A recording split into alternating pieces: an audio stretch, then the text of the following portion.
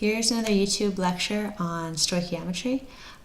This is a pretty big, scary word, but we're going to hopefully break it down and make it manageable. We're talking about Chapter 3, Section 8 in this particular lecture. So stoichiometry is really just the quantitative study of reactions, which is probably the most important part of chemistry. When I say quantitative study, I mean calculating how much in terms of mass and molar amounts of all the reactants and products in your reaction. So the example reaction I'm going to use throughout this lecture is the production of ammonia.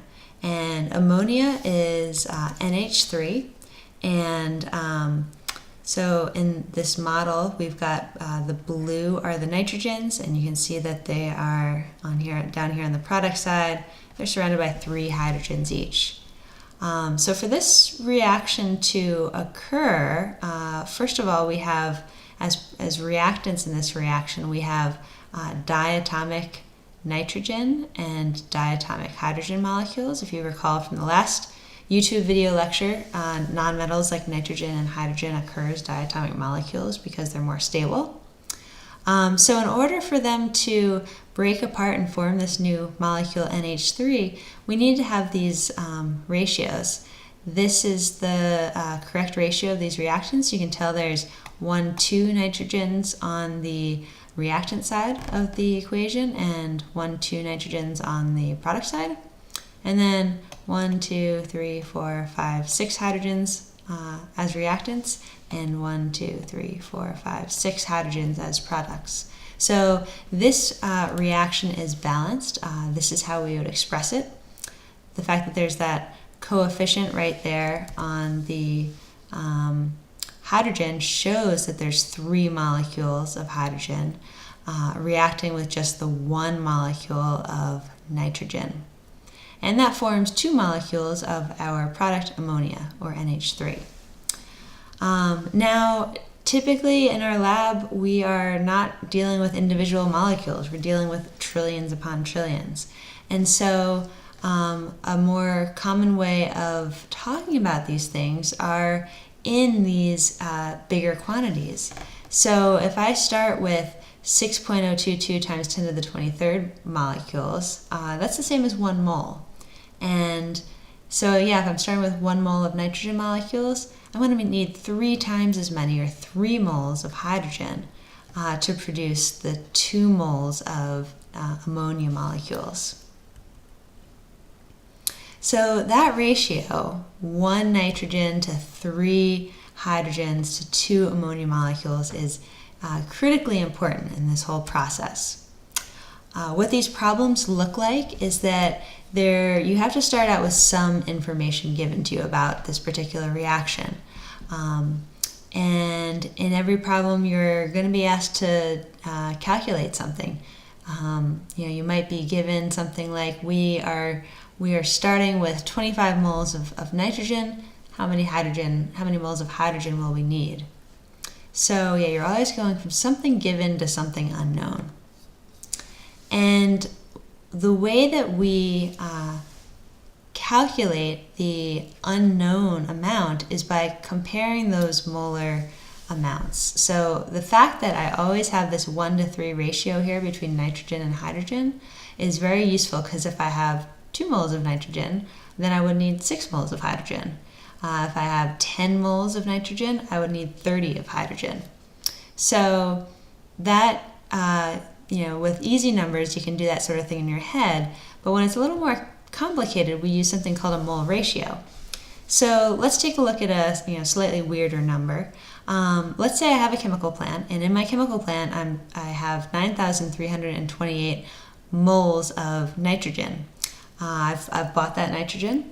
Now the question is, how many moles of hydrogen would I need to react all of that nitrogen?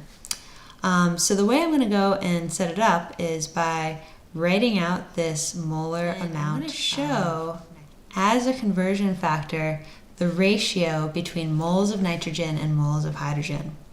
I always like to put my units in first before I put in my numbers, so that I know my numbers are in the right places. So yeah, I want to cancel out moles of nitrogen and get moles of hydrogen. And now I just look to this balanced chemical equation to fill in those numbers. What this is telling me is that for every 1 mole of nitrogen, I have 3 moles of hydrogen in this reaction. So yeah, that's just showing that I'm going to end up multiplying this number by 3. When I do that, I get 27,984 moles of hydrogen. So yeah, now I know how many moles of hydrogen I have to go to the store and buy if I want to react all of this nitrogen. So yeah, the mole ratio, it allows us to relate any product or reactant with any other product or reactant.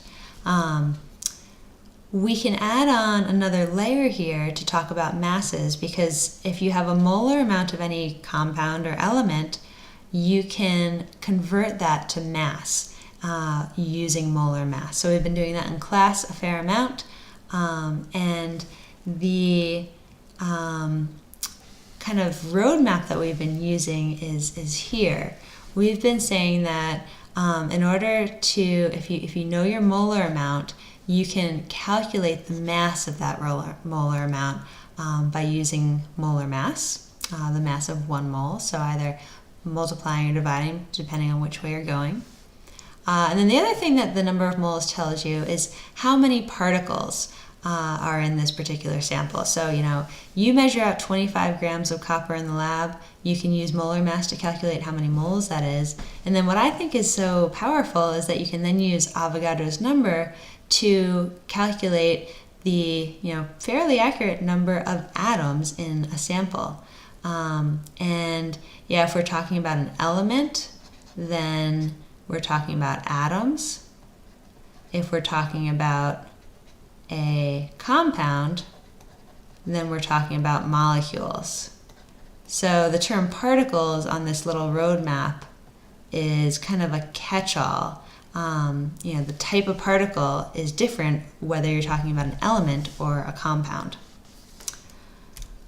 So now really what we are doing is using that same roadmap, but considering it in terms of a reaction.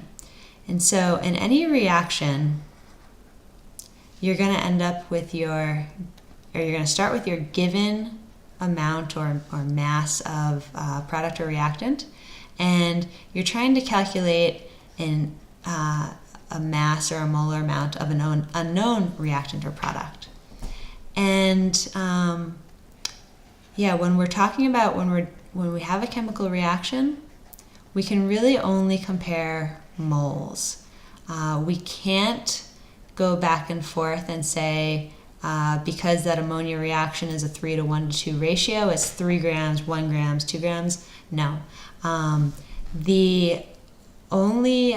ratio really only represents the relationship of the molar amounts. So yeah, I'm going to use a mole ratio to go back and forth between molar amounts of your given and your unknown.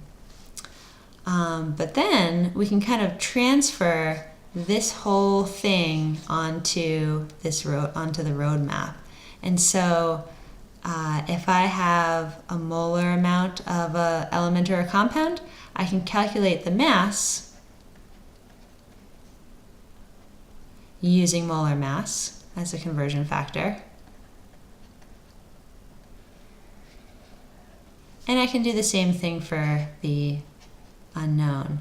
So basically, this is just saying that each arrow is a conversion factor, and this is a roadmap showing you what steps you need to take if you have this type of problem. So, we'll go through an example on the next YouTube clip,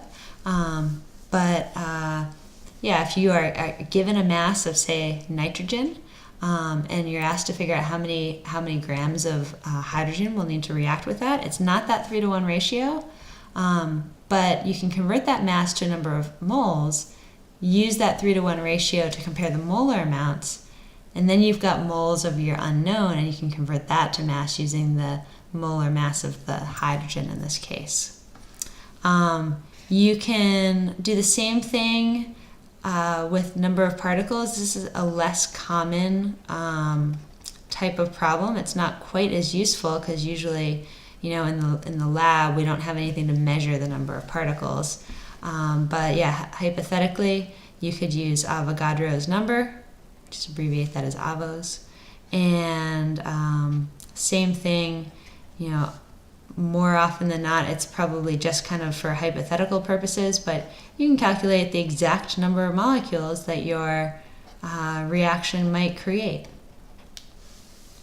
And so we'll use this roadmap a lot in class on Friday, and I'll provide you each with we'll probably create one together on the board.